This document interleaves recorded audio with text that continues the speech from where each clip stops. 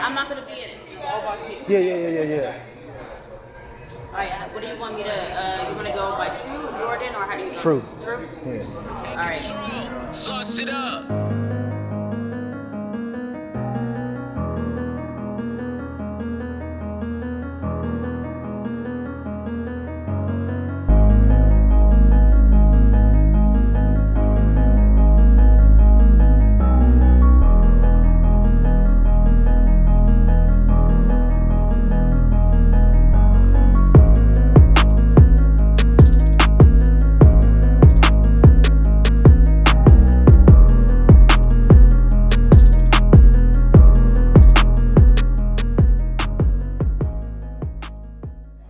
Tell me about yourself. Who's Tru?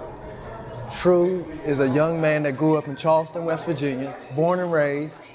And I came up with that name because it's a part of my company. My company name is Tru Image. My real name is Jordan Honeycutt. So that's how I came up with the name Tru Jordan. How are you finding ways to get back to your community? How I find ways to give back to the community as a new business in my community is not necessarily look to make money. Look to give people some inspiration, some pride in the Mountain State. So it's not about really making money. It's about inspiring people from West Virginia because we're usually talked down on or slighted in some way. Tell me about Livingroom. Why Livingroom and why Charleston? What made you want to open up this? The living room, I did the living room because of this. The living room sounds different. Right. As soon as you hear it, it's catchy. And most people in the black community, they get dressed and they walk in the living room and they ask people, what do you think? Right. So at the living room, the West Virginia versus everybody and the Made in West V is our staple brand. That's where it started at. That's the core. That attracts more people to the store than anything. So that's our selling point. But we also have things like Nike, Puma.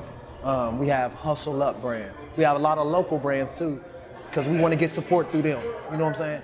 And we have, like you said, Fashion Nova. We have UGG boots for females. We have a plethora of stuff at the store. Shades, masks, because you know we just got out of COVID. I saw some handbags. Yeah, handbags, Louis Vuitton, Gucci. You know what I mean? It's about your preference. Yeah. But we have a little something for everybody. So right now, a lot of black business owners have been having trouble because of COVID and coming out of COVID. How are you responding to that with your business? I'm going to tell you the truth. Yeah. COVID didn't affect me, it helped me because I started my business during COVID. I actually bought an existing business from another black entrepreneur who had a women's clothing store. So we kind of stepped in walking.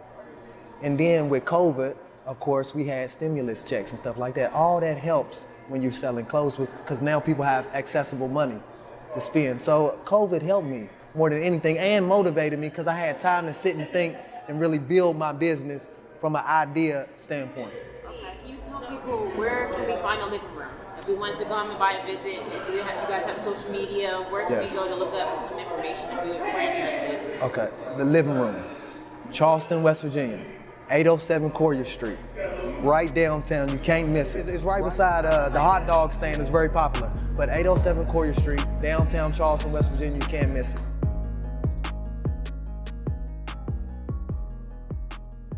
Shout out to Culture Cast, West Virginia State University, and this beautiful young lady that came down to the municipal auditorium today to interview. So now let's start talking about what's going on here today, the reason why we are here today. Okay. Okay, so you have some great artists. Great West artists. Virginia is very known for not having a lot of hip hop artists, not having a lot of rappers or R&B stars, and how were you able to make that happen? Well, you know, in all actuality, I've been creating these contacts for years. And now it's just time to push the button on them. And we're in a community that doesn't get a lot of urban